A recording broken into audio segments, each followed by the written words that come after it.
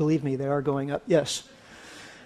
And by how much? Well, we know with the amount of carbon dioxide in the atmosphere right now that we will certainly see at least 2 degrees of warming. And just with the current degree of warming, amount of warming, we're already seeing extreme weather events like the drought that's hitting my country right now and causing billions of dollars worth of damage to crops throughout the American Midwest. We're also seeing, just with the current amount of warming, the collapse of the Arctic ice. The North Pole is becoming ice-free over the course of just a few years. Almost certainly by 2020, we will see an ice-free Arctic during summer months. And this is setting off a self-reinforcing feedback, because as dark ocean water is opened up in summer months, that absorbs much more heat from the sun, which melts ice even sooner, which opens up more water to create more heat to melt the ice even sooner, and so on. So we're almost certainly looking at even more warming than 2 degrees. We don't know exactly how much, but another worrisome thing is that as the Arctic is warming, it's letting loose methane that's been trapped in ice, either in permafrost on land or under the ocean beds.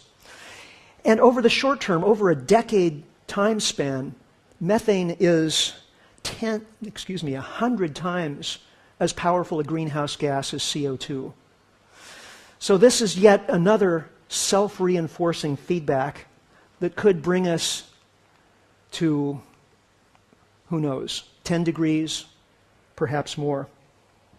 If we get to 10 degrees, if we get to 20 degrees, it's game over for civilization as we know it.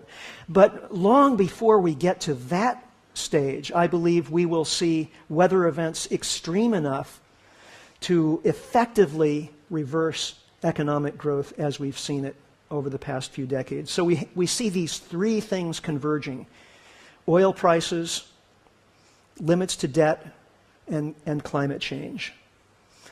Altogether, this is our situation. We're on a speeding train. It's going at a pretty fast clip, but it's never going quite fast enough for our taste.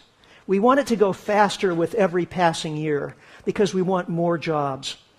Governments want more tax returns so they can provide more services to the citizens. Investors want higher rates of return. So we want that train to speed up all the time. And of course, it's exhilarating until we get to the end of the road. And here we are. You know, nothing goes on, nothing grows forever on a finite planet. Think of it this way. Imagine a tiny hamster. A baby hamster grows very rapidly for the first portion of its life. It actually doubles its body weight every week for the first several weeks. Now, suppose we had a magic hamster that could somehow continue doubling its body weight every week for one whole year, 52 doublings. How big